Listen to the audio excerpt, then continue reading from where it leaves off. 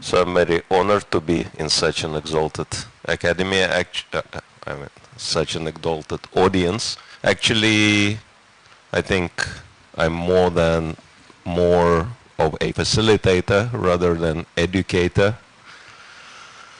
But because I've organized the ideal school in Mayapur, which stands for Innovative Development, Empowering Authentic Leaders. And last year's talk was on, I can't remember the title, but how can we make education sustainable so that devotees could get enough funding, enough donations. And if anyone remembers anything from that presentation, the three main points which, if you follow them, it's guaranteed that you will be getting contributions from people. And these three main points are expressed in acronym RED, which, you know, if you're in red in terms of your finances, just do these three things. R stands for rapport, and E stands for empowerment, and D stands for donations. Not that you get donations, but you also give donations. And one point which we wanted to address is the very first item, which is rapport, connecting with the audience. And so there are two very popular educational paradigms, and if anyone looked at the title of the presentation, these are, do I want to be sage on the stage, like I'm doing now, as Prabhu mentioned, or guide on the side? So which one I choose? And actually these two have certain consequences. And we definitely teach a lot, but what is the effect of our teaching? And it's not the teacher who is depicted here, it is the person who is taught. And you know, unfortunately it's not too rare to see this kind of response to our teaching. So we are teaching, but are they learning? So it's really important that we load people with information, but do we achieve the transformation?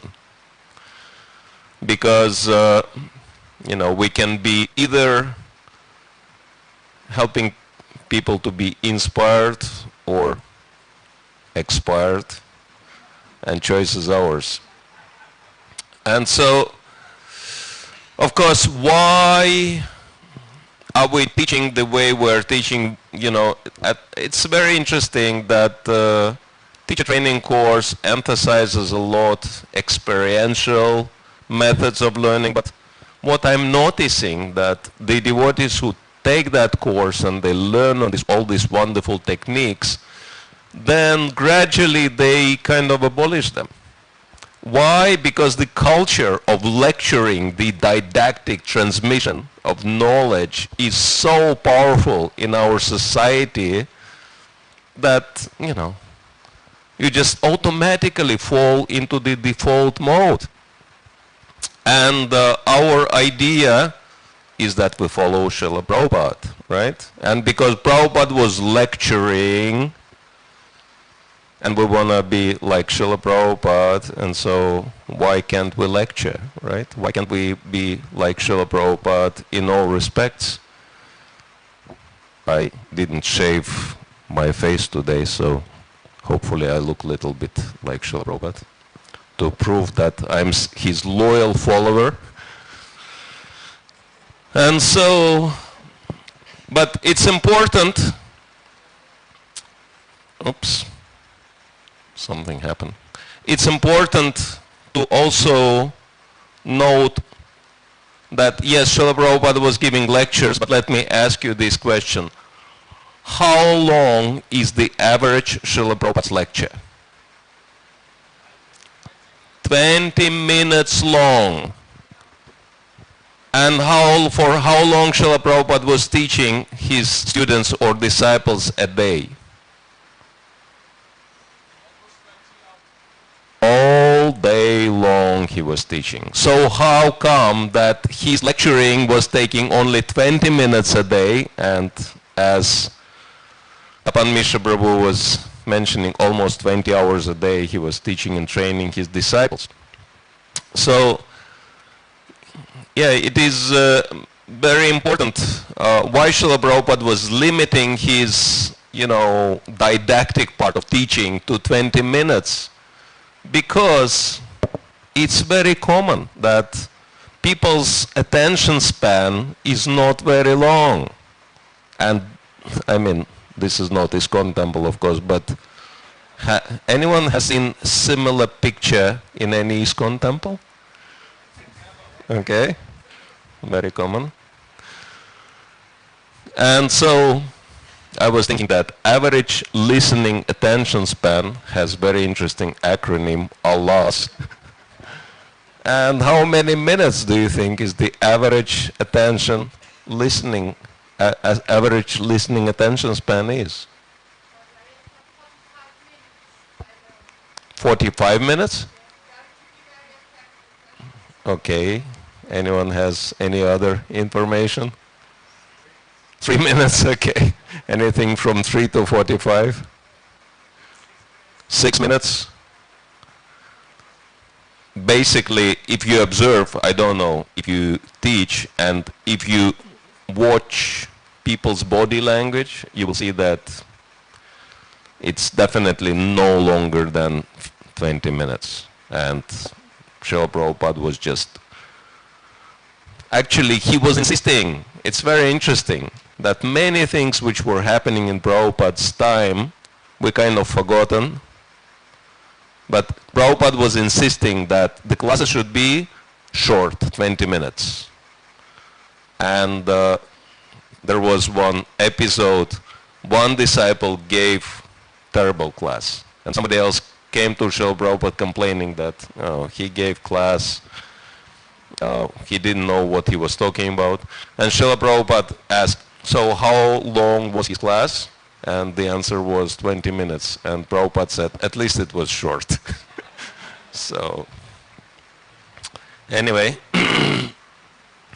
So, yes, what was Srila Prabhupada doing the rest of the time outside of, didactic knowledge transmission? Morning walks, very interactive, very experiential. Oops. Room conversations, meeting with guests, spending time with his disciples. Very experiential, very interactive. So this is real Srila Prabhupada. This is how he managed to do the wonderful job he did, and this is how he achieved the transformation, not with lecturing, not with didactic style. And it is important. I hope, we'll have this paradigm shift. So how do you do that? How do you establish rapport? And, well, this is a kind of standard procedure. Again, 3 points. If you stick to them, rapport is guaranteed. First, check the expectations. Check that you're actually teaching, because you can be teaching brilliant material, but is it actually relevant? Are people really interested in what you're teaching? That's important, Are you in the right audience? To do the reality check. And second, get feedback. And these are the ways how to get a feedback. 8 options mentioned here for getting feedback. But feedback in the professional circle is considered to be the breakfast of the champions. So very important. And of course, expectations and even feedback will be pretty useless if there is no real improvement. If we just listen to all these things, but still sticking to our old style and nothing happens. And so it's really important that we actually connect to the audience. And I'm quite emphatic about it because I have my personal experience in running the courses, and I'm trying to get the best of teachers and trainers in ISKCON and best of the best students. And I have to really struggle to get the faculty members off the didactic mode. It's a real war. And so that's why, like you check one grain in the pot, you will know, whether the rice is cooked or not. And so I can say that it's a serious problem on a global scale. And that leads to basically, very ineffective educational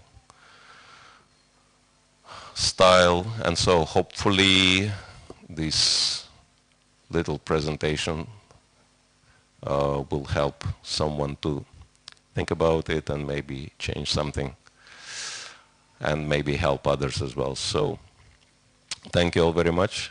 And if there are any questions, comments, complaints, suggestions, you're welcome to share those.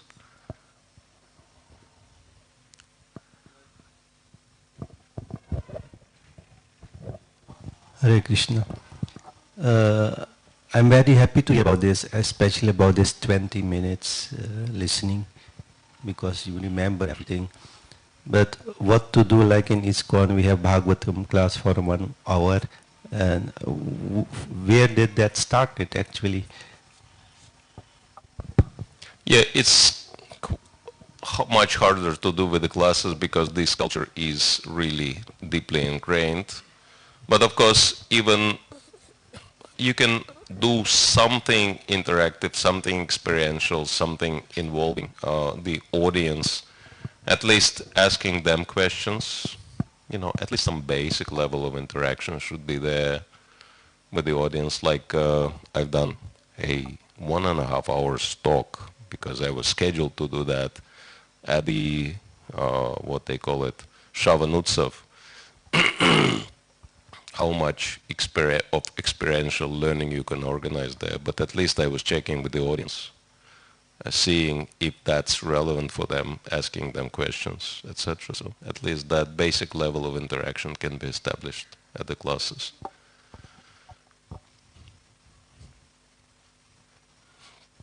One question here. Yeah, I just have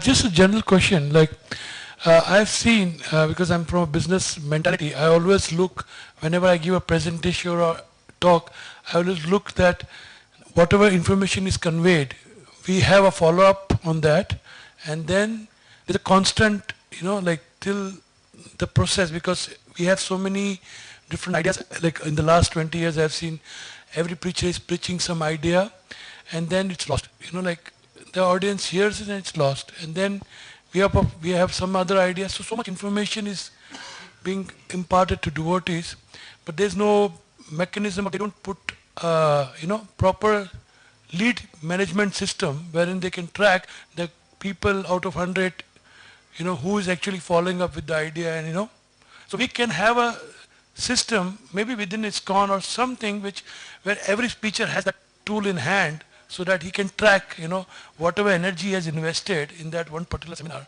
Like in ILS, I have attended so many seminars. I didn't see that kind of tool where the lead is actually, like out of 100 people, maybe one person is really, really interested to carry forward your information into a different level, because whatever spoken in the ILS is level 1, and we are expecting to get it to level 10. So I am just thinking that, what do you think about this, idea? Like we have to have a mechanism where we, have a plan also for the lead to, we follow up and all these things, because we don't have that. This is what I think. Well, for the ILS, there is this implementation, what they call it, strategical system, something like that. They have some kind of body of professional devotees who are counseling anyone who needs to be counseled in implementing anything. So at least at the ILS there is an attempt to do the follow-up, to consult devotees individually, and of course they can also talk to the presenters. Yeah. Hare Krishna Maharaj. When you say guide on the side, do you also mean being there available for them subsequently after you've taught them when they are struggling to apply what you've taught them? Quietly on the side, not so much platform preaching, but being there behind on a regular basis, on a daily basis, on a weekly basis. Some people naturally feel comfortable to come to Hare Krishna Maharaj. Many of the times when we are preaching to the youth or people outside, and we make a mistake, like we preach so much of philosophy that the youth become completely frustrated and try to neglect us. So how to attract the youth towards Krishna consciousness, and what much quality of preaching you should do, for how many minutes, sometimes maybe speaking for more than 2 hours to a newcomer who does not know anything about Krishna consciousness. Yeah, of course. Oh, 2 hours is really overkill. But, I mean, again, Srila Prabhupada's more traditional or something, over traditionalist, right? That very conservative, and start with, pull out big hammer and put all the 4 eggs first, and then until you strictly follow all the 4 eggs, we don't even want to talk to you. So something like that. And of course, youth never appreciates that kind of, oppressive style. Thank you, Maharaj. There's one question here. 2 points, Maharaj. Just to add to your, I very much appreciate your point how Srila Prabhupada lectured 20 minutes and spent the rest of the day using other methods. But just to add to that, you could definitely say that the midnight to 4 o'clock that he spent writing his books is one-on-one. He wrote the books for a book reading primarily is for us to sit down and be, and of course we do it in groups, but primarily it's a one-on-one. And that's what he gave us prime time for. To prepare himself just to be there with each one of us. And I've heard a few senior devotees say, sitting on the Vyasa, all very good, but my real work is when I sit down and I'm one-on-one with somebody. It really is where the majority of our preaching is. And for me, when I give classes in a same place regularly, I find it so important that I do not go didactic. I have to be constantly pushing my audience, because of the same devotees, see where are we at, and where is vital now, what is it we need to discuss, because we shouldn't assume, as devotees we know everything, we should not have that assumption. So I very much, and I feel guilty at times not being didactic enough, because I think it's necessary to be a bit more bold and churning with this, especially with the same audience. Thank you. Maharaj? I'd just like to point out that, it really wasn't so easy to get near Srila Prabhupada. I was initiated in 1971, and, really, I never had an personal exchange with Prabhupada. Particularly if you were a devotee in USA, there were very tight controls. Who could go in the morning walk with Prabhupada, and who could be near Prabhupada. It was all there was a lot of control there. It wasn't like it was an open door and anyone could just walk in and you could associate with Prabhupada. It was very careful. There was always people there guarding Prabhupada's room and so on. So, you say Prabhupada, giving the 20 hours or so many hours a day for the devotees, but, I think Prabhupada is right that Prabhupada's real work was there with the books. Also, I question that 20 thing. I remember the classes in the beginning, there were long classes. In the beginning, Prabhupada spoke for 1 hour and more. but of course, gradually it became more. You know, when 1971, he introduced the Bhagavatam class. You recite one verse, you read the Sanskrit. It was 1971 that was introduced. But even before that, 1968, he's lecturing in Los Angeles and he's telling the devotees there's going to be Bhakti Shastri exam. Those who want to take the exam can do it and you get the degree Bhakti Shastri. That was 1968. Now, as far as having courses on Bhakti Shastri, you know, there was nothing. There was not there. Hardly books were there.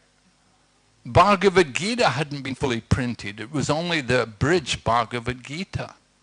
And Bhagavatam, first 2 cantos, not first canto maybe only. And so, you know, it's hard for us to actually appreciate how much things have changed nowadays.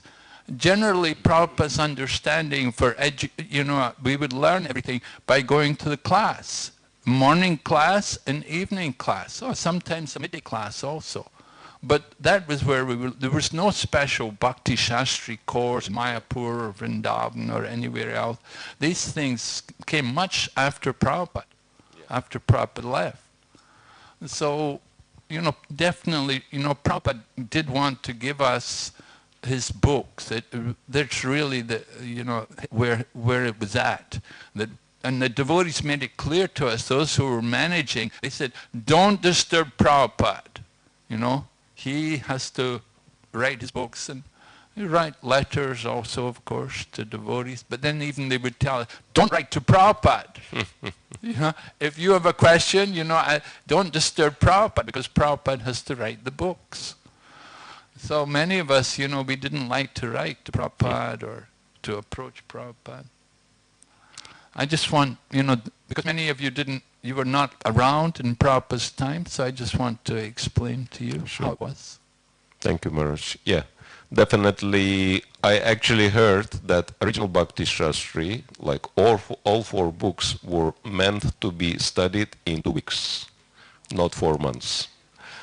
So that was the original standard. And of course, initially he was giving longer lectures when no one knew anything, so he had to explain things properly. But after he gave basics, he shortened it to 20 minutes. That's very, you know, precise observation.